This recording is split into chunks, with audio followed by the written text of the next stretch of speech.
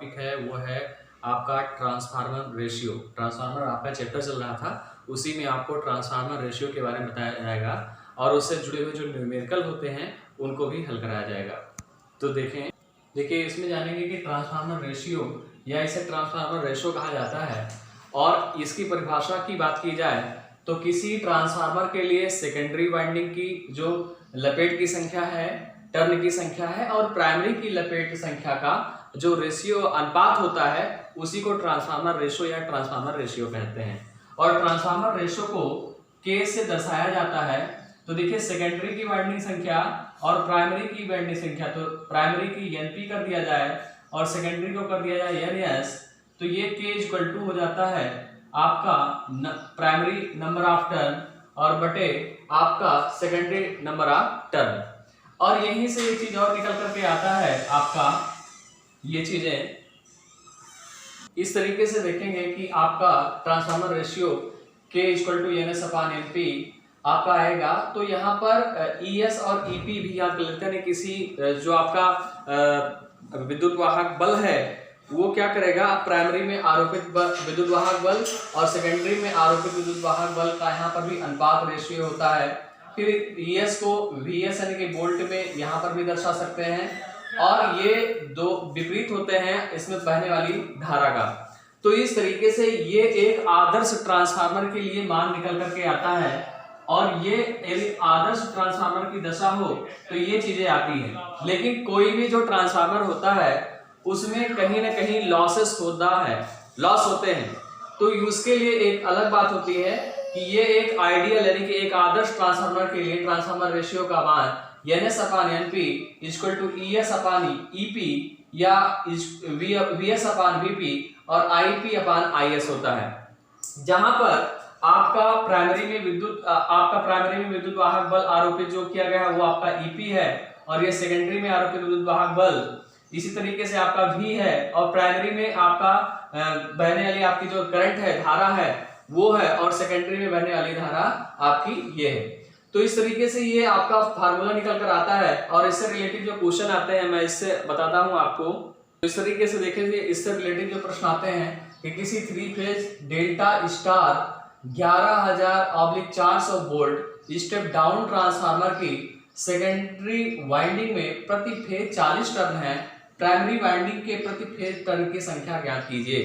अब हमने transformer ratio जो हमने निकाला उसी पर रिलेटिव भी आपका है प्रश्न। तो देखें EP इक्वल टू आपका दिया गया है 11,000 वोल्ट और आपका डाउन है तो ES दिया है 400 वोल्ट, लेकिन यहाँ बताया है कि डेल्टा टू स्टार, इस नाते यहाँ पर आपका सेकेंडरी जो आपका वोल्टेज है वो आपका स्टार में हो जा रहा है।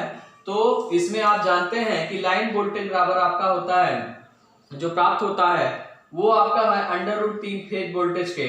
तो इस तरीके से जो मान निकल करके आता है वो निकल करके ये चीजें आ जाती हैं। तो 400/√3 बराबर 400/1.732, तो 231 वोल्ट ये आपका आता है लगभग। और NS का मान देखें तो यहाँ पर 40 टर्न है ये दिया गया है, तो NP का मान ज्ञात करना है। तो यहाँ से सूत्र हम देख सकते हैं कि ES/EP इक्वल टू NS/NP सूत्र से हम लगाएंगे फार्मूले से।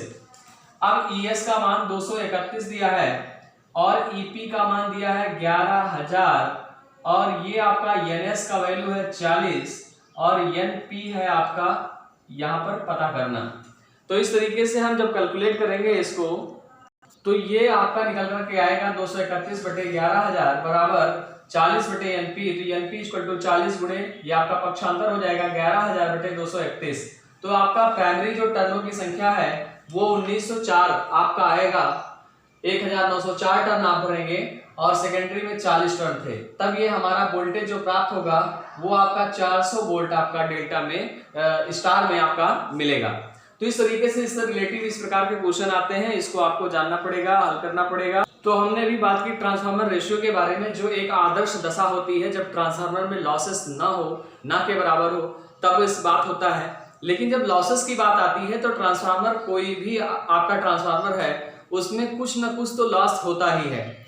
और वो जो लॉस होते हैं इसमें 2 प्रकार के आपके लॉस होते हैं ट्रांसफार्मर में। जो आपका एक है लौह क्षति यानी कि आयरन लॉस, और दूसरा होता है आपका कॉपर लॉस।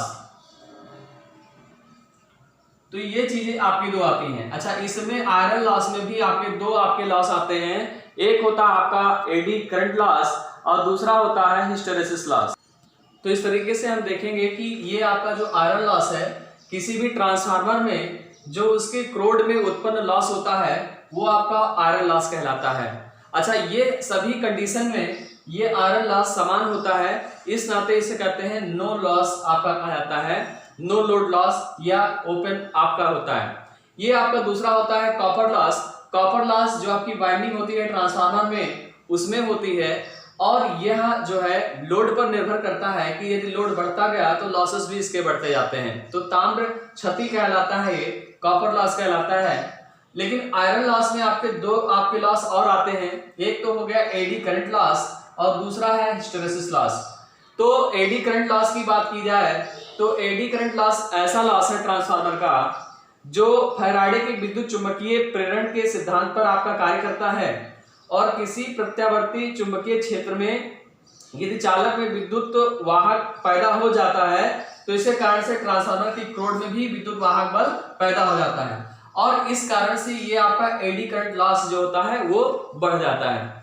तो इस तरीके से आप समझ सकेंगे, जान सकेंगे कि जो आपकी लॉसेस है इसमें क्रोड में होने लगती है विद्युत धारा, ये अनावश्यक रूप से खपत करने लगता है आपका क्रोड, इस नाते यहाँ पर एडी करंट लॉस होता है। और यहाँ पर एडी करंट लॉस जो है उसे VE से दर्शाया, एडी करंट जो आपका लॉस है, और VM यानी कि मैक्सिमम इसमें चुंबकीय फ्लक्स जो कट रहा है वो इनटू आपका या फिर इसका लिखा है यानी फ्रीक्वेंसी आपकी है, और T इसकी जो है मोटाई यानी आपका जो क्रोड उपयोग किया गया है उसकी मोटाई है। तो इस तरीके से यह फार्मूला निकल कर आता है कि एडी करंट में कि WE यानी कि एडी करंट लॉस आपका है धारा क्षति, VM अधिकतम चुंबकीय फ्लक्स मैक्सिमम आपका मैग्नेटिक जो आपका फ्लक्स हो रहा है, और F है फ्रीक्वेंसी, और T है क्रोड की मोटाई। तो इस तरीके से ये फार्मूला निकल करके आता है और इससे रिलेटेड जो क्वेश्चन होते हैं वो समझा जा सकता है। दूसरा आपका आता है हिस्टेरेसिस लॉस।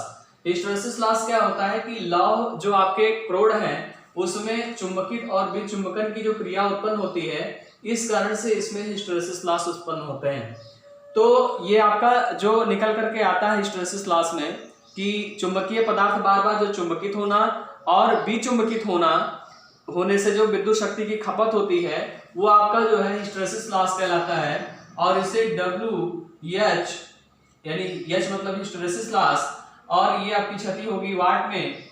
ये ईटा जो आपका है हिस्टेरेसिस नियतांक, VM अधिकतम चुंबकीय फ्लक्स वेबर प्रति मीटर स्क्वायर में इसको, और F जो है आपकी फ्रीक्वेंसी, और V आपका यहाँ पर क्रोड का आयतन है यानी कि वैल्यूम है। इस तरीके से ये आपका ट्रांसफार्मर के लॉसेस आते हैं। यदि कॉपर लॉस की बात की जाए तो हमने इसके पहले बताया ही इस चीज को। तो कॉपर लॉस में यदि हम यहाँ पर करें तो यहाँ पर एक सूत्र निकल कर, तो कॉपर लॉस जो होता है वो आपकी प्राइमरी विद्युत धारा आपकी होती है स्क्वायर में, फिर प्राइमरी प्रतिरोध में जो आपके लॉसेस हो रहे हैं वो हो गया, फिर सेकेंडरी प्रतिरोध आपका धारा जो बह रही है उसमें आपका देखा जाता है, और सेकेंडरी प्रतिरोध। तो इस तरीके से आपका कुल कॉपर लॉस यदि किसी ट्रांसफार्मर में होता है तो IP square into RP plus IS square into RS। तो ये आपका फार्मूला निकल करके आता है। तो इस तरीके से ये लॉसेस हो गए ट्रांसफार्मर के, और हम आपको आगे बताते हैं किस प्रकार से इसकी जांच की जाती है।